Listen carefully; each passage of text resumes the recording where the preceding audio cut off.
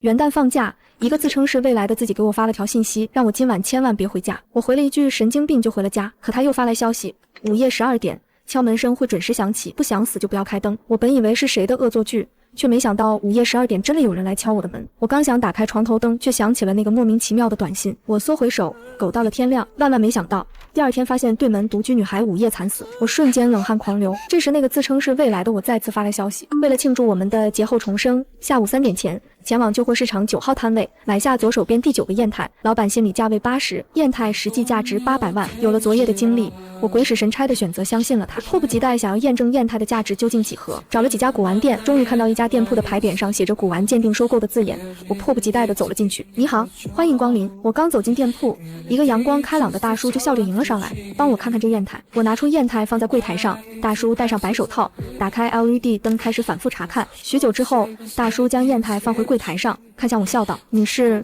打算鉴定还是出售？本店鉴定费3000，出证书1万，出售的话免鉴定费。说让叔叔笑呵呵地看着我，等着我的回答。我的目的就是为了验证微信消息的真伪，而且我本身对收藏古董也没有兴趣，于是直接选择出售。听到我要出售，热情地介绍道：好的，我们这边的报价是800万。听到800万的报价，我心中震惊的心跳都慢了半拍。直接出售800万，真的是800万！我心中惊呼道。10分钟后，手机短信提示音响起，800万到账。我走在街上，心情那叫一个激动。叮咚，又收到一条消息。我拿起手机，毫不犹豫地点开，恭喜我们成为100万富翁，别忘了交税哦。看着手机上的内容，果断挥手打了一辆车直奔税务局。现在的我已经对神秘人的话深信不疑，不管他是不是未来的自己，最少800万的巨款是真的。既然对方特意提醒自己要交税，那么自己很可能会因为不交税而惹上不必要的麻烦。我才坐上出租车，手机就再次响起。我点开微信聊天界面，自动弹出消息：恭喜我们成功避免了一次不必要的麻烦，作为奖励，明天中午12点请前往二手车交易市场买下全场唯一一辆。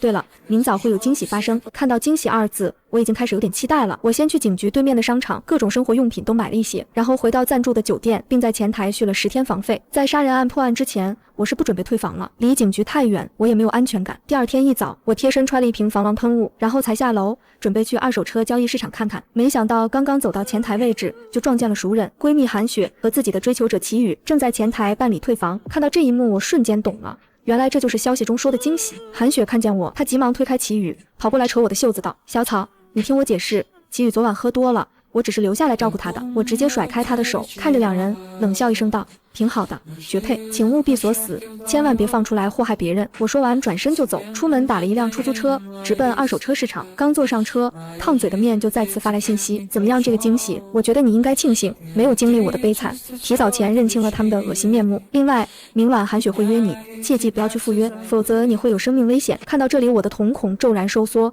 指尖剧烈颤抖。按神秘人的意思，韩雪不仅背叛了我，如果自己前去赴约，还会因此遭遇生命危险。是对方和昨晚杀人凶手有所关联，还是这对渣男贱女想对我下手？就在我满腹疑惑时，出租车抵达了二手车场入口。我深吸了口气，快速下车，走进二手车交易市场，开始寻找目标车辆。很快，我找到了整个二手市场唯一的一辆。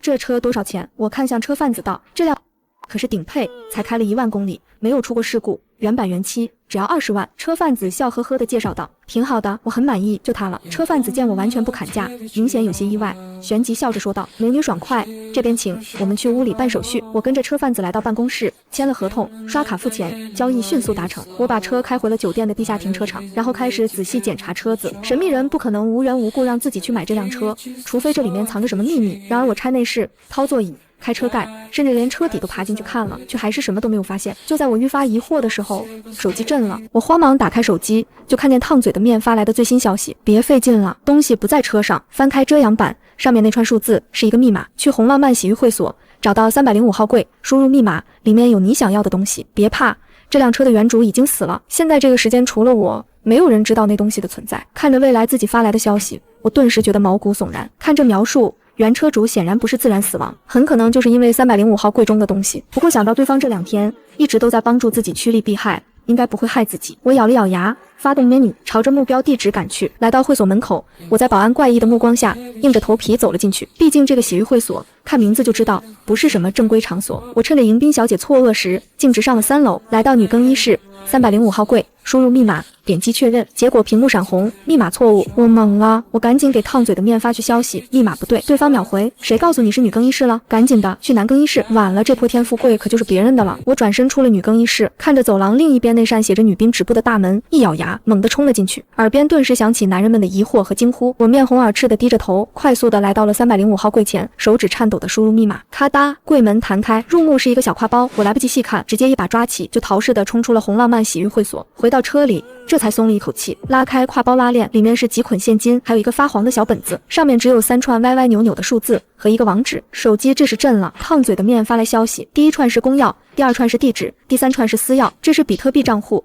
谁拥有这3串数字，账户就属于谁。看到信息内容，我顿时心跳加速，赶紧开车来到商业街，买了一台新电脑，开热点，登录。当账户余额弹出来的那一秒，我的 CPU 彻底烧了。1000枚比特币，按照今天的汇率换算成人民币，整整2个亿。就在我快被巨大的喜悦冲昏头脑时，烫嘴的面再次发来消息：先别动这笔钱，如果你现在敢卖，我们下半辈子就只能再亡命天涯了。我脸上的笑容瞬间凝固，果然，这种财富哪是那么容易得到的？我不敢在街头逗留太久，快速驱车回到了警局附近暂住的酒店，停车上楼，走出电梯，来到1002号房门口。在我的房卡距离感应区只差1厘米时，手机在掌心疯狂震动。烫嘴的面，别开门，立刻离开10层。看到这条消息的一瞬间，我顿时僵住，无端的恐惧让我屏住呼吸，轻手轻脚的向后退到了电梯口。就在我想要按电梯时，微信提示音再次响起，别进电梯，走楼梯。我触电一般收回了按电梯的手，骇然地看向正在缓缓上升的楼层数，危险来自电梯，他是坐电梯上来的。我迅速闪身躲进了消防通道，快步下行，冲到8层，刚好一个保洁阿姨推着脏衣车进电梯，我急忙闪身挤进去，也就电梯门闭合的最后1秒，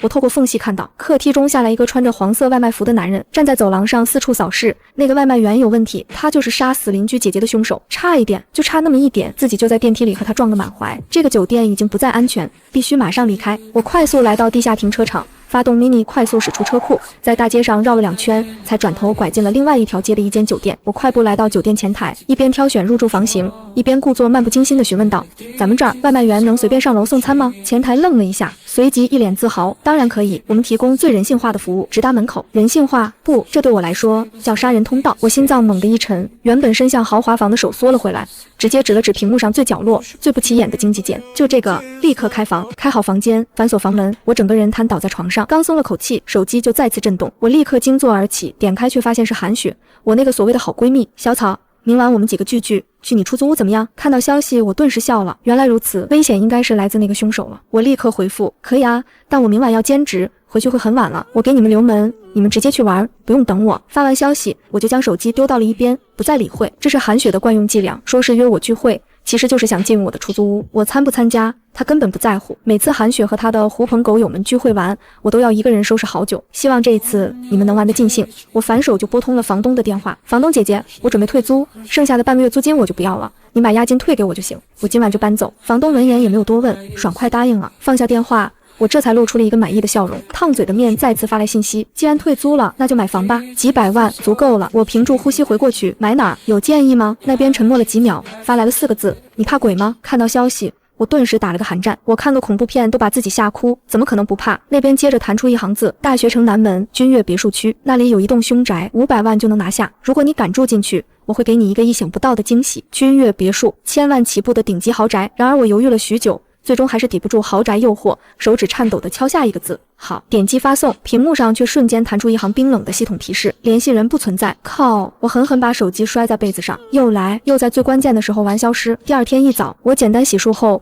就提着电脑下楼退房，准备去看看那个所谓的凶宅。而就在我推开酒店大门的刹那，一阵冷风扑面，一个穿着黄色外卖服、戴着口罩和头盔的高大男人正好跟我擦肩而过。我原本并未在意，却没想到刚走出门没几步，烫嘴的面就立刻发来消息：快跑，凶手追来了！我瞬间遍体生寒，1秒都不敢耽搁，拔腿就冲向了停车场，拉开车门，打火，地板油箭一样射了出去。在路过酒店大门的刹那，我侧头扫了一眼，那个外卖员正站在台阶上，他没有送餐，而是像一只锁定猎物的秃鹫，眼神阴冷地横扫四周，像是在寻找什么。在那1秒钟，我们的目光在后视镜里撞在了一起，轰的一声，我脑子里炸开了。那双眼睛，我有印象，他肯定是我身边接触过的人。与死亡擦肩而过的感觉让我感到窒息。我绕着城南疯狂兜圈，确认身后无人跟踪，才来到了大学城附近一家我兼职过的房屋中介公司。哟，小草，你怎么来了？中介刘菲菲一眼认出了我，她看看我手里的豪车钥匙，又看看我惨白如纸的脸色，眼神瞬间变得复杂。他拉过我的手，语重心长地劝：“小草，听姐一句，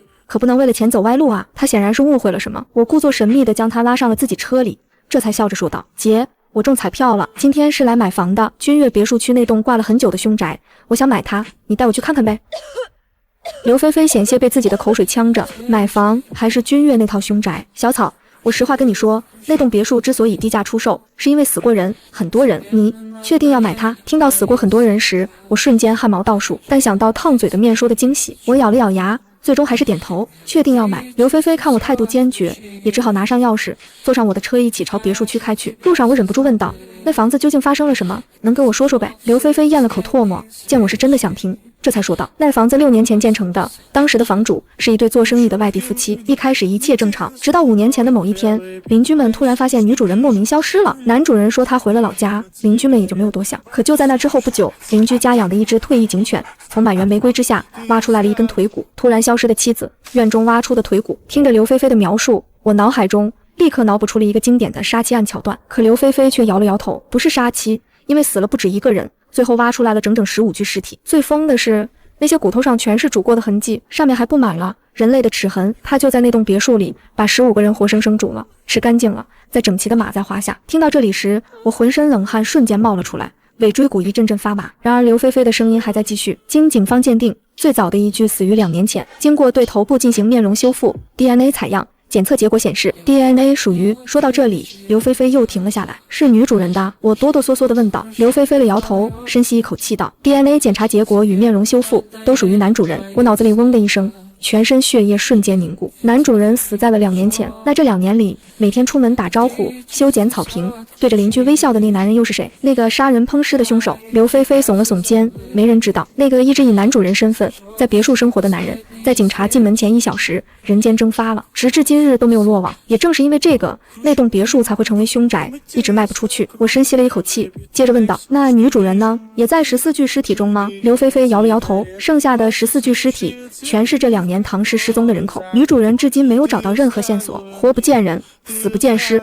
刘菲菲最后一次问我：现在这房子你还确定要买吗？老实说，听完了他前面说的这些后，我确实也没那么想要了。不过也就在我开始打退堂鼓时，兜里的手机剧烈震动，我被吓得猛一哆嗦，拔开屏幕才发现是烫嘴的面发来的新信息。怎么样，故事精彩吗？想不想知道真相是什么？买下这栋别墅，我就告诉你。看到这里，我顿时震惊了，未来的自己竟然知道真相，那岂不是说这个案子在未来已经被侦破了，凶手肯定也已经落网，那这个所谓的凶宅也就称不上凶宅了。就在我纠结摇摆时，手机再次震动，烫嘴的面，对了，提醒你一下，可以看看这个案子的悬赏。我顿时好奇的去搜了一下，悬赏信息：别墅出售所得将全部用来当做此案悬赏，署名是男主人的父亲，经过唐氏市局认证，悬赏有效。那这岂不是等于白捡一栋别墅？我心中惊呼道：未来的自己知道案件真相，只要自己拿到真相，自己买下别墅付的钱就会再次回到手中，不就是左手倒右手的事？哪怕交税可能就得几十万，但换来的可是千万级别墅。想到这里，我毫不犹豫地看向刘菲菲，坚定说道：菲菲姐，我买，就算是凶宅也买，死多少人我都买。15分钟后，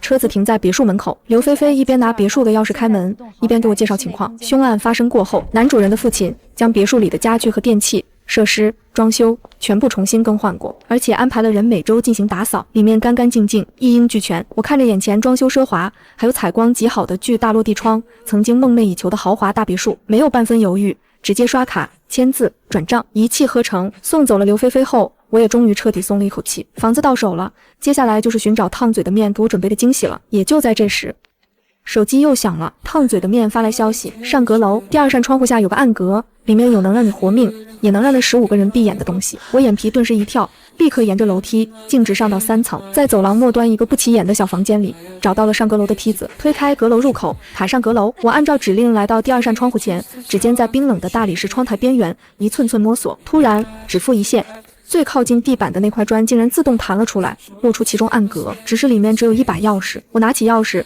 除了骷髅头造型看着有些诡异，并没有看出其他特殊，只好给烫嘴的面发去微信：这是开哪里的？烫嘴的面拿着梯子去地下室，一面墙的上半段有一个暗门，暗门里有一道锁。我收到指令，我立刻下了阁楼，扛起比自己还高的梯子，一路飞奔来到负1层的地下室，反锁了地下室的门，然后又是一通苦苦寻找，足足半小时后，才终于在某一面墙壁上找到了目标暗格，用力一按，暗格弹开，一个镶嵌在墙里的保险柜出现在我眼中，我顿时眼前一亮，莫非里面真有什么宝贝？我迫不及待地摸出口袋里的钥匙，插进锁眼，随着咔嚓一声轻响，保险柜门立刻自动弹开。也就在缝隙战裂的瞬间，腐烂恶臭的气味扑面而来。我被熏一阵干呕，差点直接吐出来，一种不好的感觉从心底升起，我强压下忐忑且恐惧，缓缓拉开保险柜的门。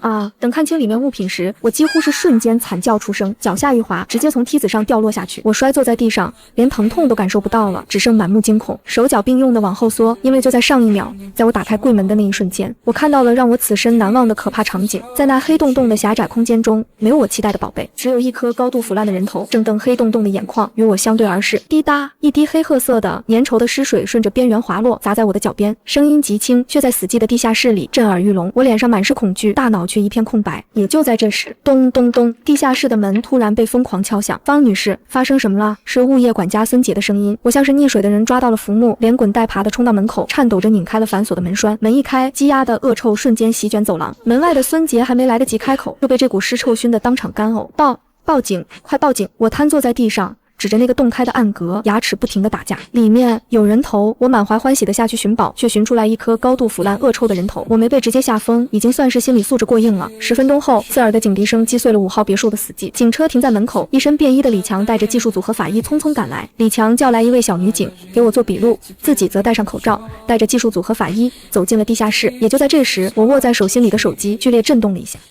烫嘴的面再次发来信息，惊不惊喜，意不意外？我意外个粑粑。看到这句话的瞬间，我差点破口大骂，恨不得问候他8辈祖宗。烫嘴的面，淡定点，你也不想让警察怀疑，为什么你一个刚搬进来的房主能如此精准的在第一天就挖出3米高处的藏尸暗格吧？阁楼夹层下有一张纸，上面写着钥匙的用途和保险柜的位置，可以用来应付警察的询问。我顿时咯噔了一下，抬头就见坐在对面的小女警正用一种带着怀疑和审视的目光盯着我。方小姐，我想请问你是通过什么方式发现那个暗格的？面对小女警审视的目光，我努力平复下心情，笑着道：“我不是学艺术的吗？本来是想把阁楼改成工作室用的，没想到上去打扫的时候，无意间发现了一个暗格，里面放着一把钥匙，还有一张说明保险柜位置的纸条。我顺着指引找过去，就找出了个人头来。”小女警闻言眉头一皱，冷声道：“方女士，私动他人财物可是违法的。”面对小女警的质疑，我反手把购房合同摊在茶几上，指着其中一行字道：“警官，您看清楚，自付款之日起，别墅内所有物品应自动归属于我。我开自家的保险柜，这谈不上违法吧？”小女警拿起合同仔细看了看，这才点了点头，接着说道：“按照相关规定，我们将对别墅暂时查封，你本人暂时也不能离开本市，需要随时配合调查。”我点了点头，对此早已预料。笔录结束后，我独自走出别墅，拉开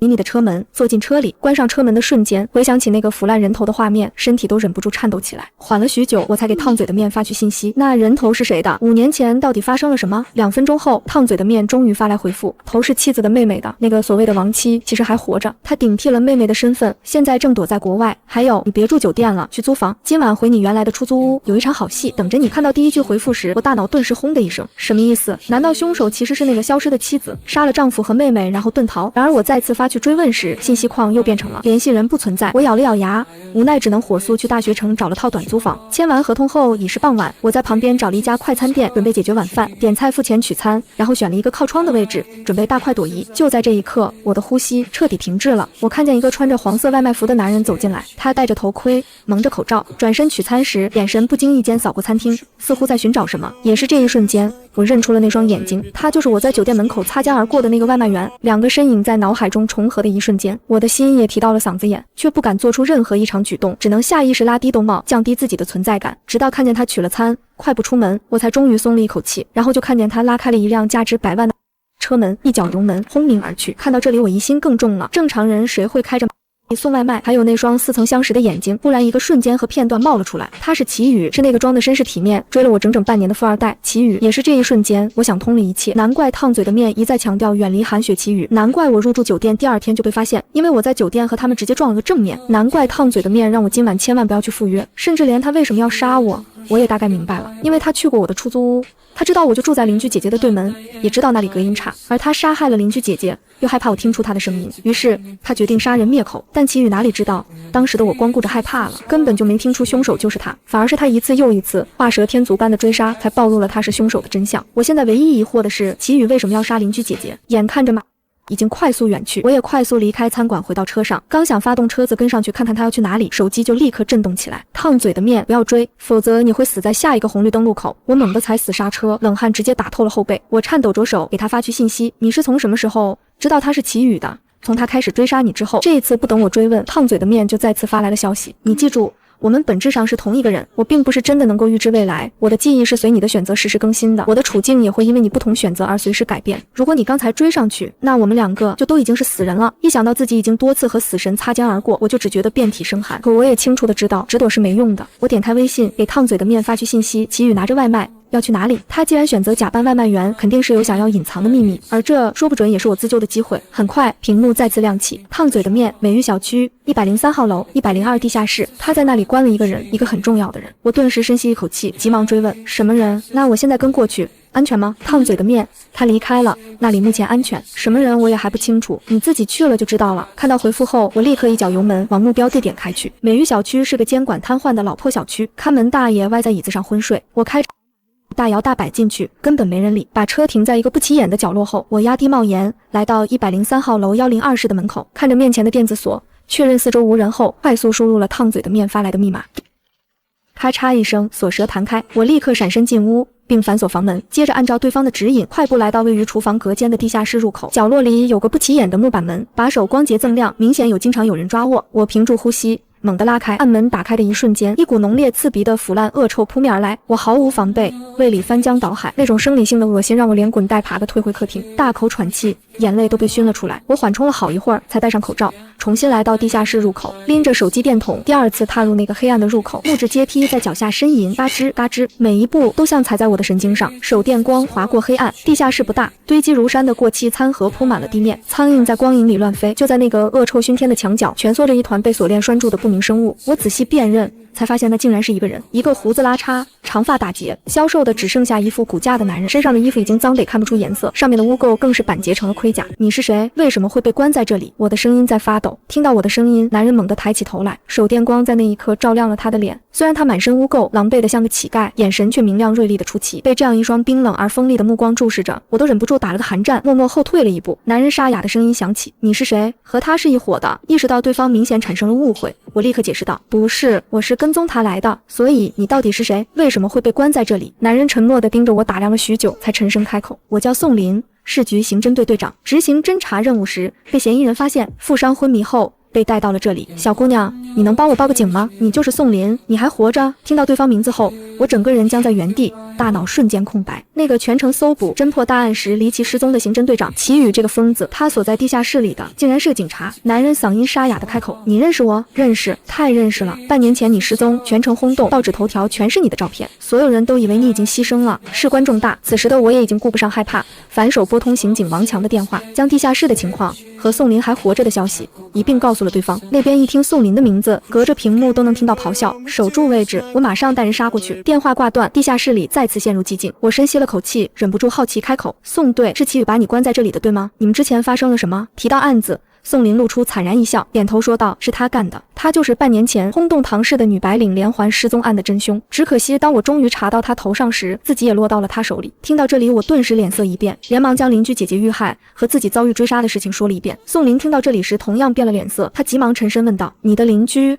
是不是叫陈红？我闻言顿时惊呼：你怎么知道？宋林说：因为陈红是那次女白领连环失踪案的唯一的幸存者。听到这话，我再次懵了。可新闻里说那个案子没有活口，那是为了保她的命。宋林闭上眼，呼吸变急促。半年前我撞见齐宇劫持陈红，那畜生看见我穿制服慌了，他对着陈红心脏猛捅一刀，没来得及补刀就跑。我为了救人没去追。他的声音开始发抖，我以为那一刀是致命伤，可陈红的心脏异于常人，他的心脏长在中间，那一刀刺偏了。我们对外封锁消息，制造他已死的假象。我听得浑身冰凉，既然都逃过一劫了，为什么现在还要杀他？宋林死死咬牙，指节攥得发白。齐宇太多疑了，他仅仅因为我在暗中查他，就猜到陈红还活着。他潜伏了半年，最后还是把那一刀补上了。我心里像塞了团湿棉花，逃了半年，隐姓埋名，最后还是没躲过活阎王的索命。那半年的平静，竟然只是死神的一场猫鼠游戏。砰的一声，上方的房门被狠狠撞开，杂乱的脚步声像潮水一样涌进来。师傅！王强连滚带爬地冲进地下室。这个铁塔一样的汉子见到宋林的瞬间，猛地跪倒在地。他一把抱住那副瘦骨嶙峋的身体，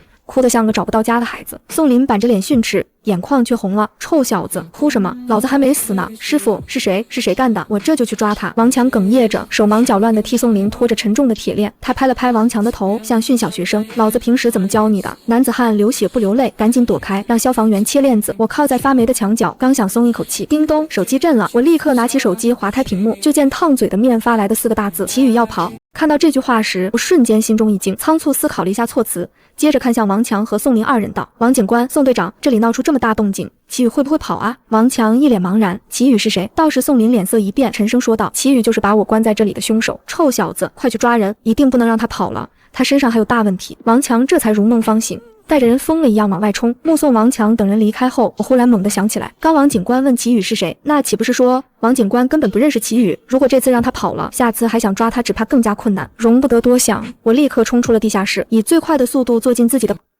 手指打颤，给烫嘴的面发语音：快告诉我祁宇现在在哪？屏幕一闪，联系人不存在。他妈的！我狠狠砸向方向盘，关键时刻掉链子。好在我对方圆几里的路况还算熟悉。祁宇仓皇而逃，肯定也来不及换交通工具。果然，我刚开出一条街，一道粉色残影带着引擎咆哮从我眼前横扫而过。祁宇像是疯了一般，哪怕是刮翻了路边的行人，也没有丝毫减速。好在此时是晚高峰期，车流量极大，即使他在拼命往前加塞，我的也还是能够勉强跟上。我看了一眼导航，脑子里猛地炸开宋林的话，他曾劫持陈红去后山。我瞬间清醒了，那些失踪的女白领至今活不见人死不见尸，祁宇很可能不是在逃命，他是要去他的秘密基地藏尸的后山。想通了其中关键，我立刻给王警官发去了位置共享，同时猛打方向盘，车头一歪，直接钻进了一条窄的不能再窄的单行道，那是通往后山的捷径。叮咚，手机突然震动，烫嘴的面发来了消息：你这样很危险，抓到他又没奖金，你拼什么命？知不知道我刚才差点死了？我拿起手机快速回了一条语音：管不了那么多了，要是今天让他跑了，以后我们只会更危险。说完把手机丢到了一边，直接狠踩油门，小巧的瞬间提速，朝着迎头冲了过去。引擎的轰鸣在窄巷另一头炸响，玛莎拉蒂出现了，它像一头被逼疯的野兽，带着摧毁一切的势头撞了过来。隔着破碎的夕阳，我看到了祁宇的眼睛，那双眼里布满红血丝，写满了嗜血和极度恐惧。他在发抖，他在赌我会怕，赌我会为了保命而退缩。但我方小草早就没路可退了，就让暴风雨来得更猛烈些吧。我发出一声宣泄般的尖叫，油门踩到底，整个人彻底闭上了眼。金属扭曲的巨响瞬间贯穿鼓膜，安全气囊弹出的巨力像柄重锤，狠狠砸在我的胸腔。天旋地转，黑暗像潮水一样涌上来。失去意识的前一秒，我听到了由远及近刺破天际的警笛声，还有王强变了调的惊叫：快救人，快送医院，疼，钻心的疼。当我再次睁开眼时，已经身处医院的病房中，头晕、恶心、想吐，全身疼，浑身使不出一点力气，还口渴的厉害，想喝水。我只能躺在病床上呻吟，希望能有好心人理自己一下，给自己喂口水续命。接着耳边响起一个声音：醒了，终于醒了，快！我这就去叫医生。我费力的转头，就见一个模糊的人影冲了出去。哎，别走啊，先给我口水喝行不行？然而那人根本没听到我虚弱的文字音。病房门被关上，我瘫在床上，眼泪差点掉下来。好在护士姐姐来得及时，我干涸的嗓子也终于得到了解救，整个人都舒服了很多，头都不那么晕了。等护士姐姐出了病房，我挣扎着摸到了手机，屏幕一亮，几十条未读短信弹了出来，全是烫嘴的面发来的。你知不知道，你差一点就死了，未来信息只是参考，不是让你去送命，万一出点意外呢？看着这些字，我的手心开始冒冷汗。是啊，当时脑子一热，仗着有未来当底牌，就敢开车去硬刚。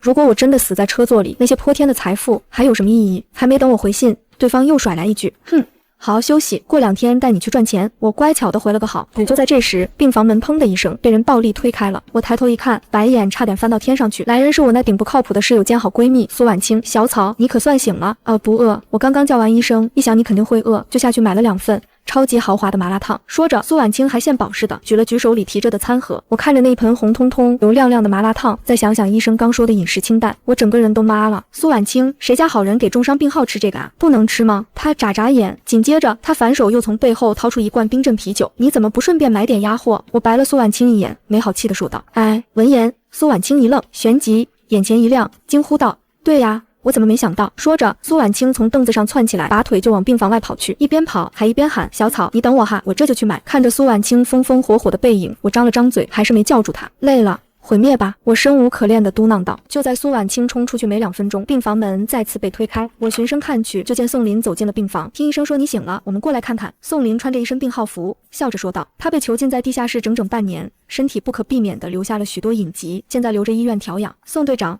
快请坐，我连忙笑着说道。宋林笑着点点头，刚想坐下，突然看到了床头上摆的麻辣烫和啤酒，表情瞬间变得很精彩。还没出院就吃得这么，我尴尬的想找个地缝钻进去躲起来，只能呐的解释这我闺蜜买的，她故意馋我呢。宋林忍俊不禁，接着才对我说道：齐宇抓到了，他没系安全带，撞的可比你重多了，现在正瘫在 ICU 里，生死未卜。另外，局里给你申请了见义勇为奖金，还有锦旗和奖状，到时候送到你学校去怎么样？听到奖金2个字，我立刻疯狂点头，可以可以，这很可以。对了，宋队，你昨天好像说齐宇身上还有别的事？宋林点头道，我当初从无意中得到过一份情报，对他很重要，他一直没有杀我，就是想从我嘴里知道情报内容，不过案件还在侦破中，具体我就不方便给你透露了。我点了点头表示理解，几句简单闲聊后，宋林离开了病房。我想到马上拿到的奖金和锦旗，忍不住傻笑起来。毕竟我从小到大连3好学生都没得过一张，突然获得市局颁发的见义勇为的奖，这可比捡漏获得800万时还要激动，甚至在心里偷偷盘算，在买车时要不要选个抗撞的，随时准备出手，随机撞一名穷凶极恶的歹徒，将他送进 ICU。也就是这时，我的手机又响了，烫嘴的面发来消息：傻妞，你的想法很危险，别以为拿个破奖状就能去玩命，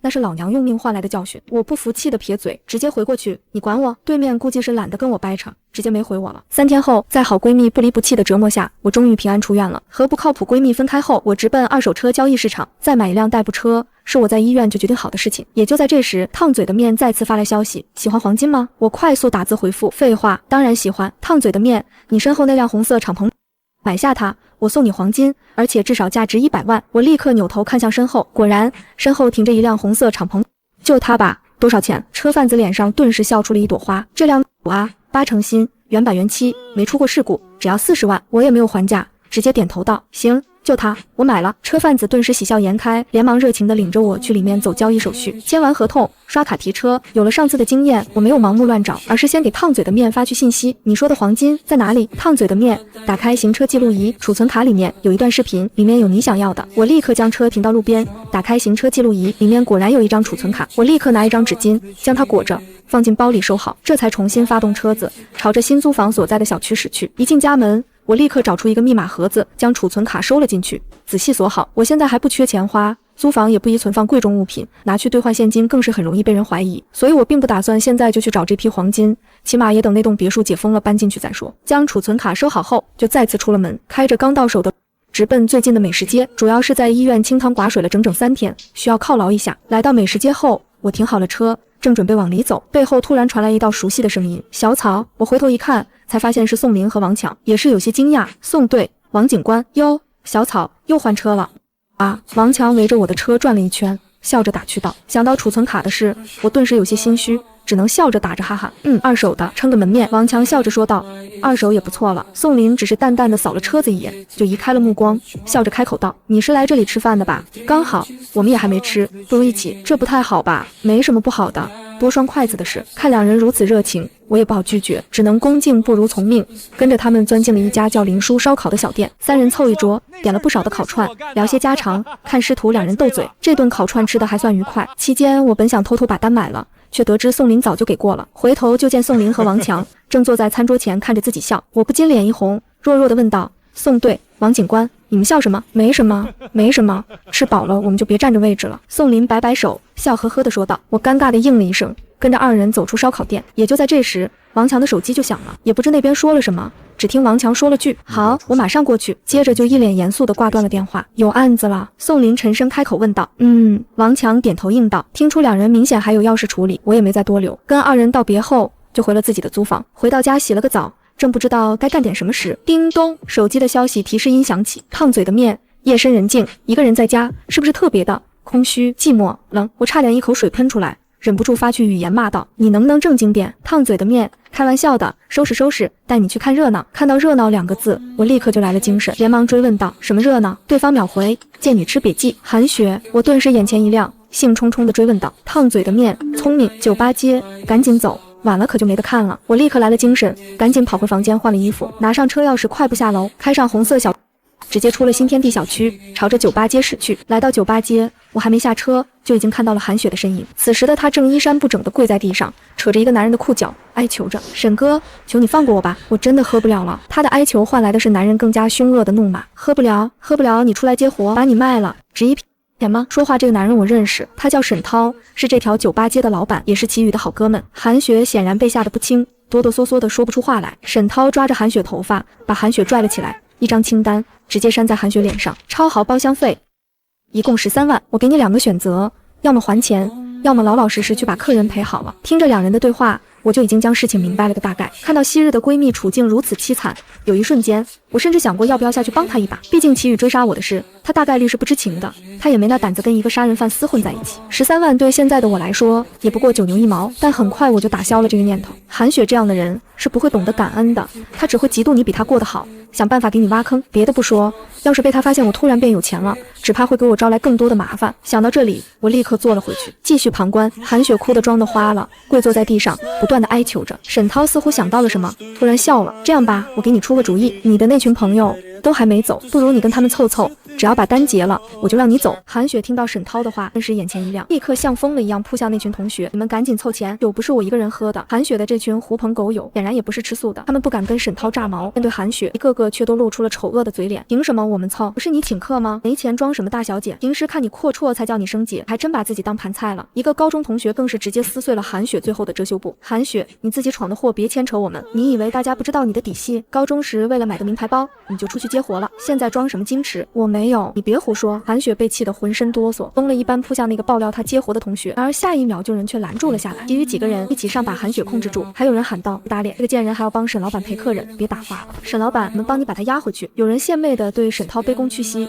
脸上满是不符合年龄的谄媚。听到这话，我立刻意识到了有点不对，赶紧拿出手机，找了个隐蔽的角度，打开了摄像头。沈涛瞥了一眼被按在地上的韩雪，冷笑一声道：来个会化妆的，给她补个妆，送到608房间去。这群人为了尽快离开，不顾念什么情谊了，给韩雪简单的补了个妆，整理了一下衣服，压着进了 KTV。看到韩雪被强行往里面拖去，心里顿时一咯噔。我知道她被带进去可能会遭遇什么。韩雪纵然有错可恶，但是同为女人，我无法看着她陷入地狱。不管，我强压下狂跳的心脏，赶紧按掉手机里的录音和录像，翻出王强的联系方式，点击发送，并附一段文字，简单说明了情况，然后就放下手机，一脚油门下去，快速驶离了酒吧街。也就在我离开酒吧街不久，烫嘴的面再次发来信息，这么做值得吗？万一惹恼沈涛，是天大的麻烦。我对着手机，嘴角勾起一抹叛逆的笑，直接回了段语音，怕什么？不是还有未卜先知的你吗？烫嘴的面，女人你在玩火？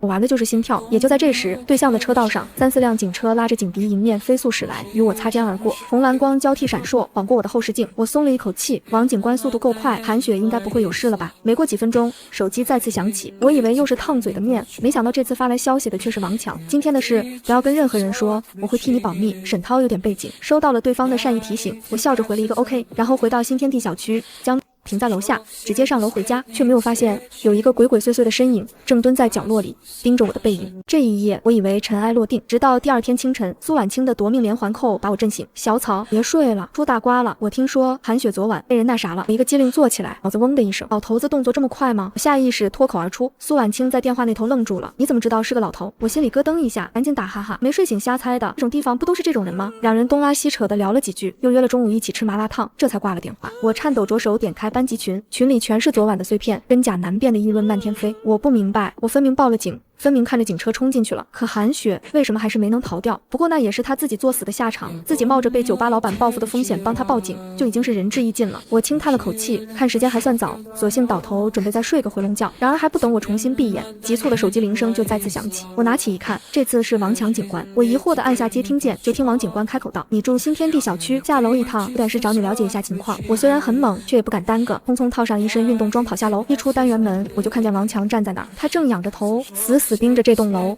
神色凝重。王强见到了我，直接开门见山道：你住几楼？我愣了愣，3楼302。王强整个人僵住了，他盯着我半晌才吐出一句话：那你还挺幸运，你正上方402室出了命案，今早刚发现，案发就在昨晚。轰的一声，我脑子里炸了，那种被齐宇追杀的恐惧瞬间死灰复燃。隔着一层天花板，我昨晚竟然跟一具尸体共处了一整夜，我全身的汗毛唰的一下全立了起来。王强进一步问道：你昨晚有没有听到奇怪的声音？我茫然的摇头。等等，有，我想起来了，昨晚进家门的时候，楼上传来极响的关门声，砰砰连续2声。这小区隔音不差，能传得这么响，动静绝对极大。王强在笔记本上飞快记录，随后抬头看我，眼神极其复杂道：小草，你跟柯南指定有点血缘关系，不然怎么搬到哪里哪里就出命案。这句话显然是有点调侃，但我却完全笑不出来。他也收起本子，语气严肃道：“不开玩笑，现场很诡异，被害人死的时候正在煮饭，这意味着极大概率是熟人作案，凶手现在可能就藏在这栋楼的人际网里，所以为了安全，你还是先搬去酒店住吧。”我点了点头，快速上楼，一进门就马不停蹄地开始收拾行李。一想到自己再一次距离死亡如此之近，我就只想赶紧离开。楼下，王强盯着402的窗口看了许久，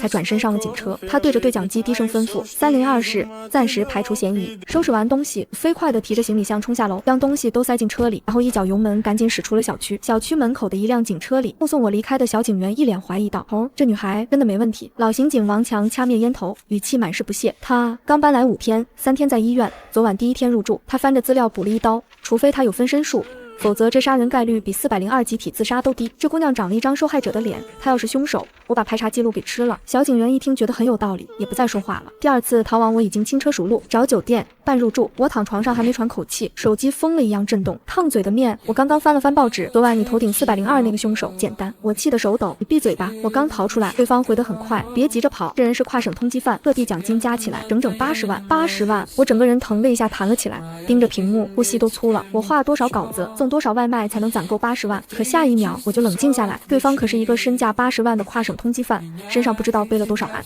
一个不好自己小命就没了。这种钱还是不要惦记的好。烫嘴的面，别着急退缩。我仔细分析了一下，这个人作案明显是靠的智商和出其不意，武力值其实是个战五渣。我立刻回复：战五渣？你确定？你要这样讲，那我可就想试试了。烫嘴的面，自然是确定的，不然我会让你这个战五渣去。我他喵！你要这样说，这80万我还就拿定了。烫嘴的面，行啊，那我可拭目以待了。我懒得再和他掰扯，放下手机翻了个身，刚想补个觉，催命符又来了。方小草，你敢放老娘鸽子试试？苏婉清的声音通过电波，差点震裂我手机。我一个机灵坐直了，没放，在路上了。苏大美女，你冷静，千万别印传单，我马上到。挂断电话，我赶紧换了衣服，化了个妆，拎起包就一路狂冲向地下车库。这位虎妞闺蜜绝对比通缉犯更让我头疼。想起当年室友放她鸽子，寻人启事被她贴满了男厕所门口，一个不好自己就得身败名裂。驾车很快来到大学城对面，老远就已经看到了路边站着3个现眼包，那是我的室友雪橇三傻，哈士奇苏婉清，嗓门能震碎玻璃；阿拉斯加云洛书1.8米的大个子，一脸文静的傻气；还有萨摩耶温实，纯种傻白甜。3个人看到我，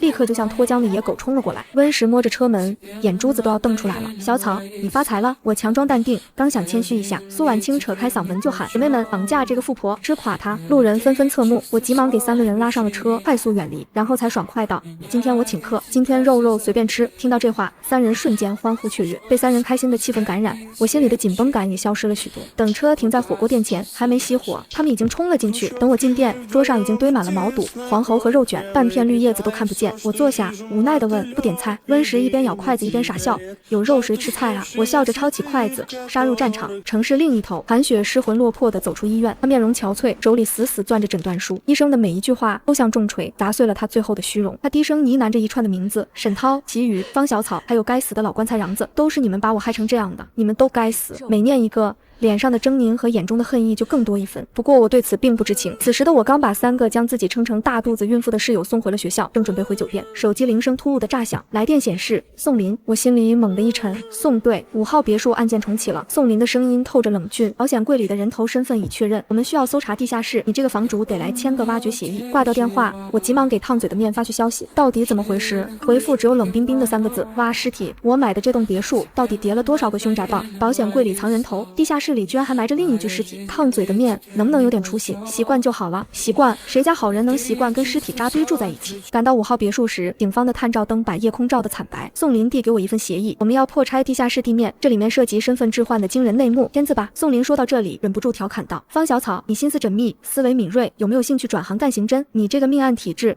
简直是先天学刑侦好苗子，需要的话联系我，我给你安排学校上课。我愣住了一下，看看手里的笔，再看看那些正在挖掘的铁锹，别说自己现在这处境，去学习相关知识或许还真是一个好出路。行啊，我考虑考虑。我笑着点了点头道。配合完宋林的工作，我转头冲进了一家格斗健身房，恐惧转化成了危机感。我不能再当那个被嘲讽的战五渣了。汗水顺着脸流，我在沙袋前疯狂挥拳，拼命想甩掉那种窒息感。而与此同时，酒吧街 KTV 包厢中，韩雪依偎在沈涛怀里，笑得像朵腐烂的曼陀罗。沈哥，人家想通了，以后回来跟你干。他笑得妩媚，眼底却压着同归于尽的疯狂。早上的体检报告给了他死刑判决，那个变态老头把一身的脏病全转给了他。既然我烂掉了，那大家都别想活。沈涛见韩雪如此懂事，自然是满意的很，捏了捏韩雪的俏脸，坏笑着说道：“想通了好，晚上先去702试试钟。好人家都听沈哥的。”韩雪顺势扑进了沈涛的怀中，嘴角露出了一抹意味深长的微笑。半个小时后，韩雪离开酒吧街，把车径直前往第2医院。齐宇，接下来就轮到你了。出租车上，韩雪看着窗外飞速倒退的街景，眼中闪烁着全是恨意和疯狂。出租车停在住院部门口，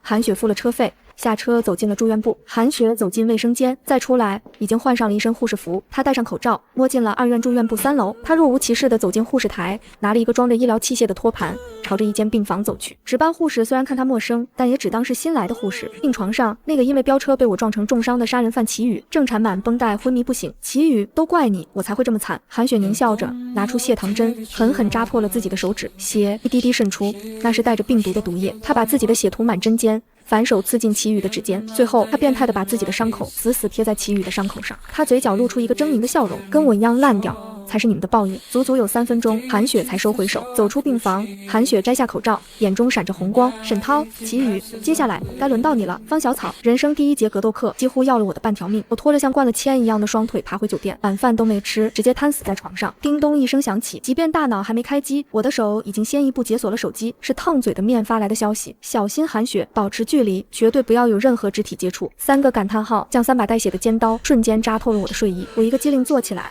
冷汗顺着脊梁骨往下爬。肢体接触？为什么？难道韩雪身上带着什么致命的东西？我急忙追问：韩雪怎么了？屏幕闪烁，联系人不存在。很好，又消失了。几乎同时，韩雪的消息就弹了出来：小草，聚吧，晚清、温实、洛书都在，就差你了。紧接着他发来一段视频，绚烂的灯光，重低音震的人耳膜疼。画面里，那个没心没肺的哈士奇苏婉清正抱着麦克风嘶吼，温实和云洛书在一旁笑着碰杯。我一眼就认出了，那是沈涛的 KTV。我顿时通体生寒。就在24小时前，韩雪刚因为付不起酒钱，被沈涛在大庭广众下羞辱的体无完肤。可现在，他不仅回到了沈涛的地盘，还坐进了最豪华的包厢。再联想到烫嘴的面刚才的提醒，直觉告诉我，这里面绝对有大坑在等着自己，甚至可能还不止自己，连3个室友也要遭殃。苏婉清，你个虎妞，你是真没长脑子吗？明知道韩雪不是什么好东西，还敢去参加她的聚会。我咬着牙点开苏婉清的对话框，刚想打出快逃2个字，手指却在发送键上生生停住了。冷静，方小草，你必须冷静。韩雪现在还不知道我已经看穿了她的底牌。如果我这条消息发过去，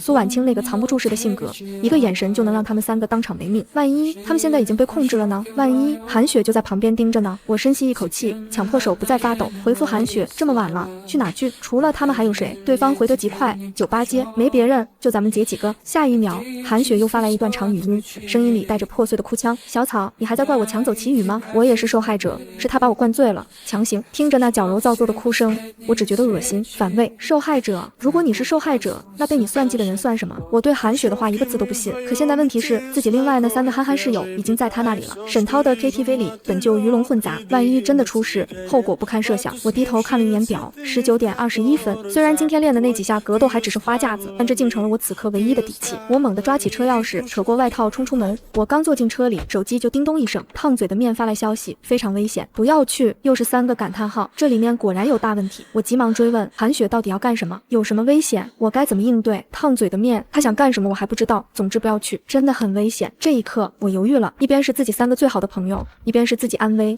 真的很难抉择。然而也就是这时，韩雪又发了一条信息过来：小草，你快过来吧，温实他们都喝多了，我一个人也没法送他们回去啊。跟着又是一段视频，视频里温实他们的都满脸通红，看着不是醉酒，更像是什么药力发作的潮红，而且背景灯光晃过沙发一角，地砖缝隙里全是刺眼的啤酒瓶碎渣，折射着不明的光。而镜头里的苏婉清在傻笑，可她眨眼的频率不对，那是我们孤儿院时期的暗号，她在发 SOS， 该死！我咒骂一声，眼神从恐惧转为决绝。好，我马上过去。我回了韩雪一句，一脚油门飞速朝着酒吧街驶去。来到酒吧街附近，停好了车，我试图再次给烫嘴的面发去信息，可收到的都是联系人不存在，这也就意味着未来的自己很可能也中招了。可我如果不进去，已经被灌醉的温实他们又必然出事。想到这里，我迅速编辑了一条信息：速来沈涛的 KTV 403包厢救我，韩雪疯了，分别发给了宋林和王强。可还是觉得不够保险，我又将消息转发给了一个许久不曾联系，但是背景深不可测的童年好友芷期。发完消息后，我收起手机，深吸一口气，径直走进 KTV， 来到4楼指定包间的门前，推门而入。也是这一瞬间，身后的走廊里，保安的对讲机也开始嘶嘶作响。队长，猎物进笼了。对讲机里，保安队长顿时笑出了声，赶紧去门口守着。韩雪说了一会他办完事，那4个小妞就可以给咱们带走了。包厢内部，我刚跨进门，脸色顿时就沉了下去。此时的云洛书已经浑身是伤，嘴角挂着血，明显是已经发生了冲突，而且被打得不轻。温实已经神志不清，苏婉清缩在角落发抖。不过好在3人的衣服都还完完整整，说明自己来的还算及时。包间的正中央，韩雪斜靠在沙发上，她笑盈盈的倒满一杯酒，递到我面前。小草，喝了它，我们还是好朋友，你们也能安然离开。韩雪举着酒杯等着我去接，一旁的苏婉清拼命朝我眨眼，明显是在提醒我千万不能喝。不用想也知道，这里面肯定加了东西。我伸过手去，却没有接，而是啪的一下直接打到地上。看着破碎的酒杯，我冷声开口：韩雪，别演了，要是你下的，人是你打的，你真当我是瞎子？韩雪脸上的伪善瞬间崩裂，她盯着我，当众往那瓶酒里狠狠吐了一口唾沫，瞬间歇斯底里起来，把他们抓起来。韩雪尖叫，给我灌进去，一滴都别剩。包厢门被重重推开，几个早已守在门口的保安狞笑着合围了上来。我被逼进了沙发的角落，在心里怒吼：宋队长、王警官、芷期，你们再不来个人，我可就真的回不去了。韩雪手里那瓶酒已经抵到了我嘴边，保安队长那黏腻的目光像毒蛇一样在我身上爬，他狞笑着朝我伸手。也就在那只粗厚的大手要掐住我脖子的瞬间，我突然爆发出一阵歇斯底里的狂笑。韩雪被我笑得发毛，厉声尖叫：你笑什么？我止住笑，死死盯着保安队长，我说我在笑你，笑你被人当枪使。韩雪有病，治不好的要命的传染病，你们确定要为了这只破鞋搭上自己的一辈子？全场瞬间安静，猜疑和惊恐在弥漫。保安们那几只伸向苏婉清的脏手像触电一样缩了回去。韩雪脸白得像鬼，她疯了，她尖叫：你闭嘴，给我灌，撕烂她的嘴。保安队长迟疑了，他像头饿狼一样瞪着韩雪。韩雪到底是狠毒，他当众踢掉高跟鞋，整个人像没骨头一样瘫在沙发上。他媚眼如丝，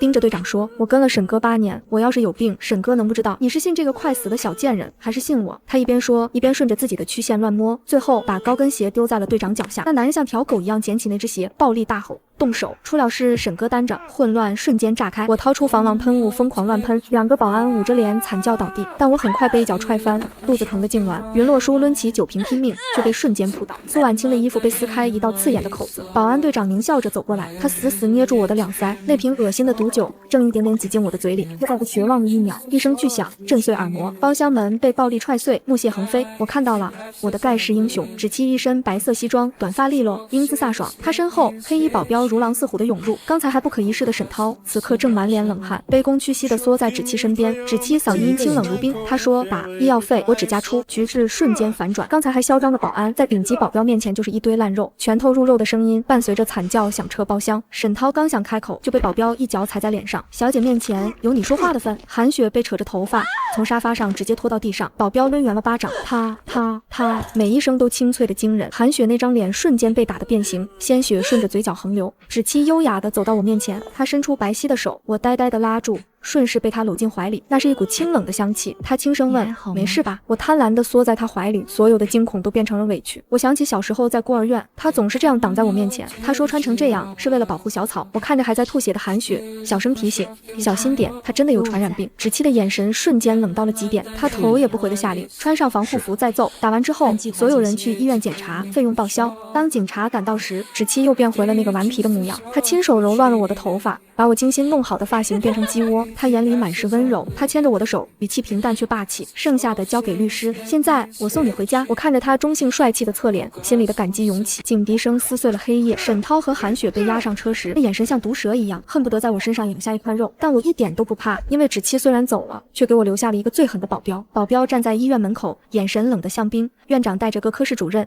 大半夜在急诊门前排队接驾，这就是全市的降维打击。院长翻着初审报告，不停擦汗。他说：苏小姐只是轻微红肿，方小姐也就挨了一脚，按规定只能算皮外伤，判不了几天。保镖冷笑一声，直接打断。他说：苏小姐被扑倒，定性为轻微脑震荡，至于方小姐挨了那一脚，就是内出血。我刚躺到病床上，手机急促地震动起来，是烫嘴的面。他劈头盖脸就发来一条：大小姐，求你别作死了，再浪下去我真的会死。我自知理亏，回了个认错的表情。可紧接着他跳出来一行字，让我全身瞬间僵住。他说：离那个芷期远点。为什么要远离他？发生什么事了？我立刻发去追问，然而信息却石沉大海，迟迟没有见到回复。就在这时，病房门咔嚓一声被推开，刚才还活蹦乱跳的苏婉清反应比哈士奇还快，她低吼一声：快躺下。为了配合那几张重伤报告，我俩对视一眼，心一横，扯起白被子往头上一蒙，当场屏住呼吸挺尸。卧槽！一声惨叫响彻走廊，冲进门的警察组长王强当场吓得魂飞魄散，他嗓子都破音了。护士，快来！里面的人怎么全都蒙头了？是不是人没了？脚步声疯狂涌入，护士一把掀开被子，我尴尬地睁开眼，和王强几双惊恐的眼睛对个正着。护士拍着胸口，差点当场气绝。没事，别蒙头，怪吓人的。我顶着王强怀疑人生的目光，硬着头皮演戏。我说，王警官，我肚子疼，医生说可能内出血，得静养。旁边的苏婉清更是戏精附体，瘫在床上哼哼唧唧。他说，王警官，我头晕，那群混蛋要把我们往死里整啊！王强叹了口气，坐在床头做笔录。我大脑飞速运转，必须瞒住那个黑客的存在。我面不改色的撒谎，说我是通过监控预判了危险。王强合上笔记本，神色严肃。他说，证据链很完整，医疗费沈涛全出，你们的笔录足够送他们进去了。警察前脚刚走，病房的沉重感瞬间散了。苏婉清一咕噜坐起来，哪还有半点脑震荡的样子？他大喊一声，饿死了！点串，手机叮咚一响。他给我发了个代付，我直接点击付款。现在姐姐我是有钱人了。病房里飘满了烧烤的香味，我瘫在床上揉着吃撑的肚子，这一分钱不花的重伤住院，过得简直像度假。手机响了，是烫嘴的面发来的消息，苏婉清被劫持，快跑！我扫了一眼，笑容瞬间冻结，全身汗毛像过电一样根根竖起。我大脑嗡的一声，下意识看向旁边的空病床。5分钟前，这二货还提着烧烤袋子，说下楼丢个垃圾，顺便消消食。我手指发抖，飞快打字，怎么回事？谁干的？对方秒回，来不及了，带上云洛书和温石往楼上跑。走楼梯，他们从电梯上来的，来不及细想，我猛地从床上蹦起来，对着正发呆的云洛书低吼，洛书，出事了，快带上温石走。我顾不上解释，一把扯下温石身上的吊瓶。云洛书见我脸色惨白，眼神狠厉，也意识到不对劲，他咬着牙忍着刚包扎好的伤口剧痛，从床上弹起。我们一人架起昏睡不醒的温石，像拖着一个沉重的包袱，跌跌撞撞冲出病房。电梯的数字在跳，每一声提示都像是催命符。他们从电梯上来，我们绝对不能撞上。走楼梯，我拉着云洛书拐进幽暗的楼梯间。云洛书力气大，哪怕带着伤，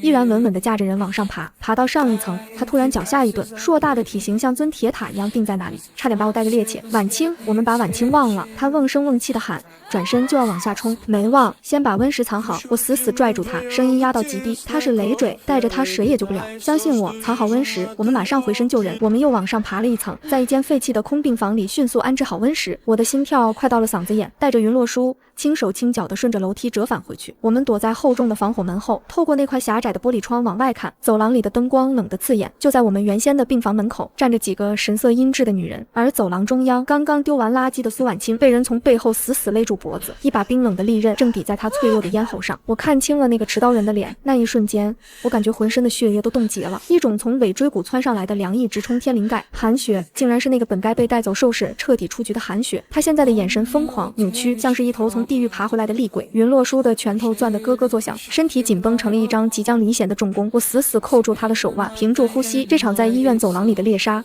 才刚刚露出他最狰狞的爪牙，而我们已经无路可退。我死死扣住防火门的边缘，指甲用力，指尖发白。那一层薄薄的玻璃外，空气像被冻住了。惨白的灯光下，韩雪正死死勒住苏婉清，寒光凛冽的尖刀就抵在苏婉清的喉管上。不远处，沈涛被2名刑警死死按住，还在拼命挣扎。韩雪，你个贱人，别害老子！沈涛面部扭曲，冲着韩雪怒吼。转头，他又冲警察摇尾乞怜：王警官，跟我没关系，我就是玩玩他，谁知道惹一身骚。我听着这恶心的辩解，心里发冷。这地狱他还没蹲够。沈涛，你觉得老娘让你白睡了？韩雪突然发出一阵冷笑，声音像指甲划过玻璃，让人毛骨悚然。警察为什么带我们来检查？你不好奇吗？沈涛愣住了，气焰瞬间熄灭，因为那个老头他全身都是病。韩雪瞪大眼睛，表情癫狂，要把沈涛生吞活剥。艾滋、花柳、HPV， 你能想到的，老娘一样没落。他猛地拔高音调，近乎咆哮，为了报复你，我才倒贴你。沈涛，咱俩一起烂透吧，贱人，我弄死你！沈涛爆发出一声野兽般的嘶吼，他疯了一样挣扎，想扑过去，却被刑警死死按进尘埃里。他那副有钱人的傲慢彻底崩了，只剩下绝望的狂吠。韩雪，放下刀，这算你自首。王强警官脸色铁青，手中的记录仪死死对着他。可韩雪已经彻底疯了，他舔了舔猩红的嘴唇，张开嘴，露出森然的白牙。他就在苏婉清白皙的脖子上反复磨蹭，寻找下嘴的地方。王警官，你说我这一口下去，病毒能不能传给他？不要，求求你！苏婉清崩溃了，她全身都在抖。我心急如焚，是因为他才被卷了进来。小女警试图换人质，被韩雪尖叫着拒绝。韩雪拖着苏婉清退进病房，反锁了门，那是死路。我知道我不能再躲了，王警官不用打电话了。我猛地推开防火门，在所有人的惊愕中，一步一步走进那道惨白的灯光。方小草，退回去！王强目眦欲裂，冲我狂吼。我没理他，我径直走到病房门口，隔着玻璃死死锁住韩雪阴毒的眼睛。方小草，你终于舍得出来了！韩雪兴奋的近乎尖叫，她挑衅的扬起下巴，进来，你进来换他。可以，我强迫自己冷静，大脑飞速运转，我换他，但你得先放人，总不能两个都搭在这。你再跟我谈条件？韩雪猛地张开嘴，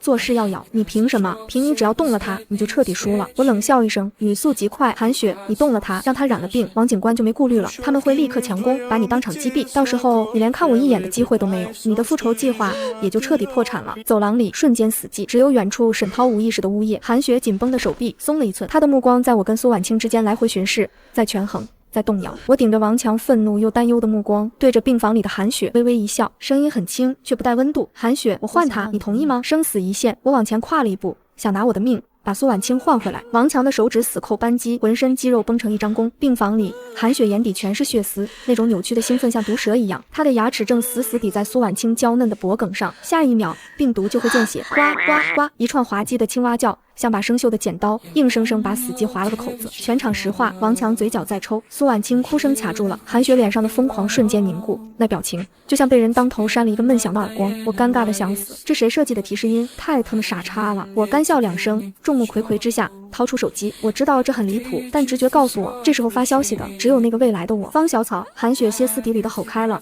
音调高的刺耳，你能不能尊重我一下？我是歹徒，我在绑架你。这时候看手机，看着他那副委屈的像个被无视的弃妇，还得提醒我他身份的样子，我心里那股紧张突然散了很多。别闹，有急事，看完我就进去换人，行不行？我像哄小孩一样，头都没抬。点开屏幕，跳出几行字：不许去，敢去老娘跟你拼了！继续保持，把他的注意力全部吸引过来，别看王强，配合他，苏婉清就不会受伤。我指尖一顿，懂了，我这无意间的不尊重成了破局的刀。未来的我在叫我，韩雪这种疯子最怕被无视。方小草，你不许再看了！韩雪瞪着通红的眼珠子，再次咆哮：你再敢看一眼，我就真咬了！为了找回面子，他猛地搂紧苏婉清，再次把嘴贴了上去。苏婉清彻底崩了，带着哭腔哀求：方小草，你快别看手机了，他真咬啊！我看着病房里那个快要气炸的疯女人，心里彻底有了底。她越渴望我恐惧，我越要表现的敷衍。商量商量，我就看最后一眼。我摆摆手，敷衍到极致，甚至当众翻了个白眼。不行，不可以！韩雪猛地松开嘴，气得脸都绿了。你敢看一个试试？随便吧，我就要看。我懒得扯皮，直接低头回消息。这举动彻底捅了韩雪的炸药桶，她极度自卑，极度敏感，她受不了我这种无所谓的态度。为了向我宣示她的主权，她竟然带着苏婉清一步一步挪出了病房的死角。她挪进了走廊的空旷处，我眼角余光扫向一侧，王强动了，他像只伏击的豹子，身体极度低俯，全身力气都会到了脚尖。他在等我把这女人的警惕心彻底拽碎。方小草，你太过分了！韩雪的声音带了哭腔，那是心理防线彻底破防的征兆。我心中冷笑，死死忍住去看王强的冲动。我再次抬头，露出一副挑衅的笑脸。你怎么还没咬啊？我笑嘻嘻地放下手机，但我没进病房，我故意往走廊侧面横移了2步，拉开了距离。我把冲锋的路口彻底让给了王强。韩雪的目光果然像被磁铁吸住，死死锁住我的移动轨迹。他脑子里现在只有一个念头，必须让方小草这个贱人正视我。但他忘了自己在哪，他彻底走出了安全区。我盯着他那张扭曲的脸，心中默念：就是现在。小女警用身体挡住王强，她缓缓蹲下，摸出配枪，眼神冷得像结了冰。咔嗒，保险拨开，撞针压下，空气冰冷严肃了起来。王强用手指戳了戳小女警的腿，一个决定生死的交接完成了。枪递到了小女警手里，王强准备空手突击，这是最后的底牌。如果制服失败，小女警必须在韩雪咬破喉咙的前一秒，精准击碎她的头颅。我看懂了王强的眼神，他在等一个让韩雪彻底暴露的机会。于是我故意往前迈了2步，顺势懒洋洋地往墙上一靠，那个位置刚好是韩雪的视线盲区。我对着她挑了挑眉，语气细写的像是在约下午茶。你要不要也出来一起靠一会儿？方小草，你又要耍什么花招？韩雪彻底被点着了，她像个被牵着鼻子的疯兽。为了看清我这张让她厌恶的脸，她下意识拖着苏婉清往病房外又挪了2步，大半个身子就这么暴露了。我耸耸肩，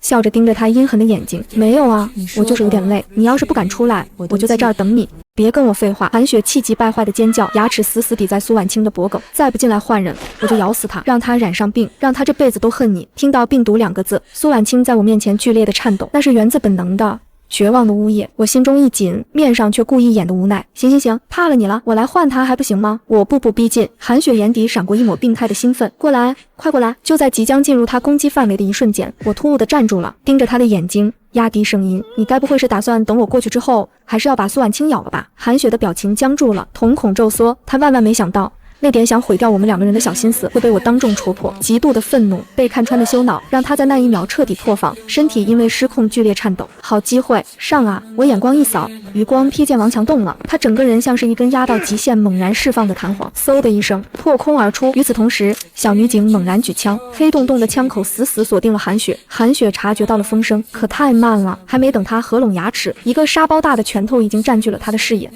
重拳入肉，闷响回荡。王强这一拳直接砸烂了他的嚣张，夺下苏婉清，猛力一推，将人送到了安全地带。紧接着，他拧腰发力，或肩摔，不可一世的韩雪像一袋烂泥，重重砸在冰冷的地板上。王强瞬间扑上去，反剪双手，咔嚓，银手镯死死扣住了手腕。直到这时，韩雪才回过神，她拼命挣扎，头发散乱，瞪着我咆哮：“方小草，我绝对不会放过你的！”王强冷着脸掏出一个口罩，严严实实扣在了韩雪脸上。老实点！王强接过配枪，关上保险，声音冷得可怕。这种病毒可没一秒打，给他带紧了。危机解除，沈涛和韩雪像丧家之犬一样被拖走。走廊里那股压迫感终于消散。王强转过身，对我露出了一个赞许的笑：“小草，干得漂亮！”我长舒一口气，快步走向缩在墙角的苏婉清。她瘫在云洛书怀里，脸色苍白，抖得像筛糠。没事了，有没有受伤？我蹲在她身边，声音因为后怕在发颤。没有。苏婉清哆哆嗦嗦地回答。见她没被咬到，我悬着的心总算落了地。洛书，先把婉清抱进去，我们还得去接温时。云洛书干脆答应了，一个霸气的公主抱，轻而易举地把苏婉清抱了起来。大步走进病房，我忍不住倒吸一口凉气，不愧是自带阿拉斯加体魄的女人，这臂力一般男生看了都要流泪。走廊的灯光依旧惨白，但我知道这场惊心动魄的博弈，我们赢了。